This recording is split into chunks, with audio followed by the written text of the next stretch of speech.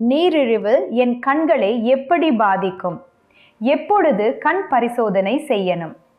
கட்டுப்படாத நீரிழிவு நோயானது இரத்த சர்க்கரை அளவு அதிகரித்து இருப்பது உடம்பில் கண் உட்பட அனைத்து உறுப்புகளையும் பாதிக்கும்.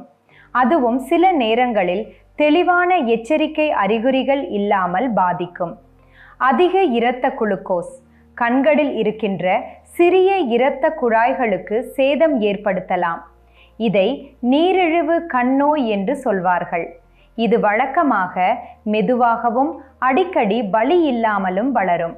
சிலருக்கு மங்கலான பார்வை, இரவில் பார்க்க சிரமம் அல்லது கவனம் செலுத்த கஷ்டம் இருக்கலாம். பாதிப்பு தீவிரமான சந்தர்ப்பங்களில் சிகிச்சை செய்யாவிட்டால் இது பார்வை இழப்பு அல்லது குருடு ஆவதற்கு வழிவகுக்கலாம். அறிகுறிகள் முதலில் வெளிப்படாமல் இருக்கலாம்.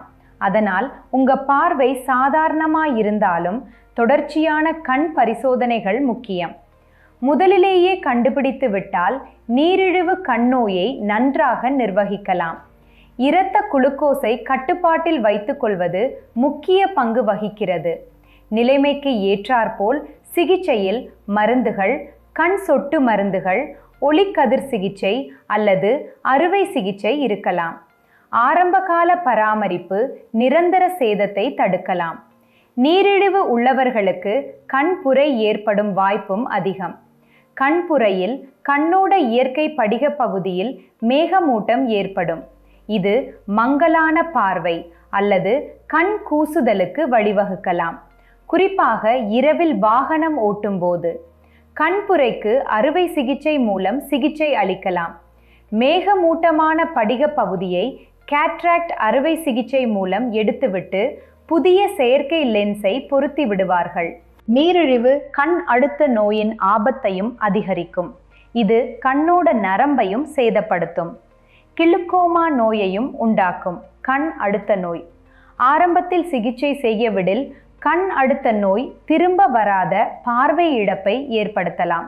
சில நேரங்களில் அறிகுறிகள் கவனிக்கப்படுவதற்கு முன்பே இந்த பாதிப்புகள் ஏற்படலாம்.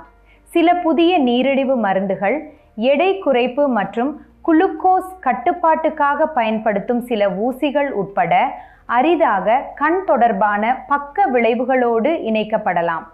நீங்கள் புதிய மருந்து தொடங்கி திடீரென்று பார்வை மாற்றங்கள், கண் வலி அல்லது பார்வை இழப்பு கவனித்தால் உடனே உங்கள் மருத்துவரிடம் தெரியப்படுத்துங்கள். புதிய கண் அறிகுறிகளை புறக்கணிக்காதீர்கள்.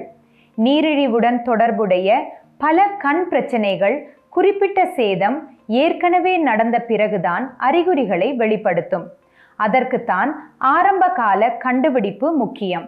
மருத்துவர்கள் நீரிழிவுடன் வாழும் ஒவ்வொரு நபருக்கும் வருடத்திற்கு குறைந்தது ஒரு முறை முழுமையான கண் பரிசோதனை பரிந்துரைக்கிறார்கள்.